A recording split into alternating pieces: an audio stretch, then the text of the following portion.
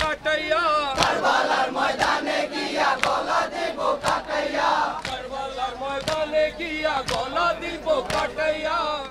খালি পায়ে বুক চাপড়ে হাই হোসেন মাতম তুলে পুরান ঢাকার হোসেনি দালান থেকে শুরু হয় মিছিলটি। ইমাম হোসেনের সমাধির আদলে প্রতীকী সমাধিও বহন করতে দেখা গেছে কাউকে। নানা বয়সী মানুষ মিছিলে অংশ নিয়ে হাই হোসেন বলে শোকের মাতমে শরিক হয়েছেন।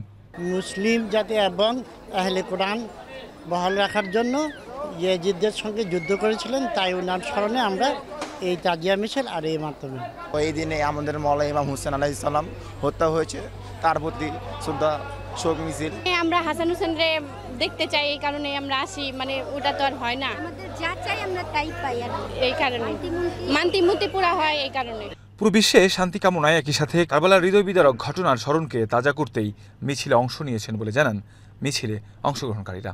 মাতমটা আমরা এজন্যই করি যে আমাদের দেখবেন যে কাছের কেউ মারা গেলে এক একজনের শোকের প্রকাশ এক এক রকম হয়। কেউ বুক চাপড়ে কাঁদে, কেউ হয়তো মাথা চাপড়ে, বা কেউ শোকে পাথর হয়ে যায়। তো আমরা শোকের প্রকাশে মাতমটা করি। ইমাম হোসেন আলাইহিস সালাম আজ কিছুদিন শাহাদাত বরণ করে, তো এটা আর কি ওনার প্রতীকী হিসাবে একটা শোক মিছিল করা হয়। তাজিয়া মিছিলে নিরাপত্তায় ছিল বাড়তি পুলিশ ও র্যাবের পাহারা। আইন শৃঙ্খলা বাহিনীর প্রতি কৃতজ্ঞতা জানালেন আয়োজকরা।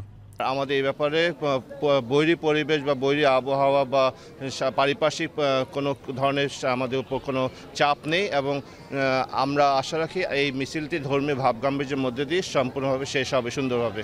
বর্তমান পরিস্থিতি বিবেচনায় বেশ কিছু নিষেধাজ্ঞার মধ্য দিয়েই পালন করা হচ্ছে পবিত্র আশুরা। সুন্নি মুসলিমরাও ধর্মীয় ভাবগাম্ভীর্যের সাথে পালন করছে দিনটি।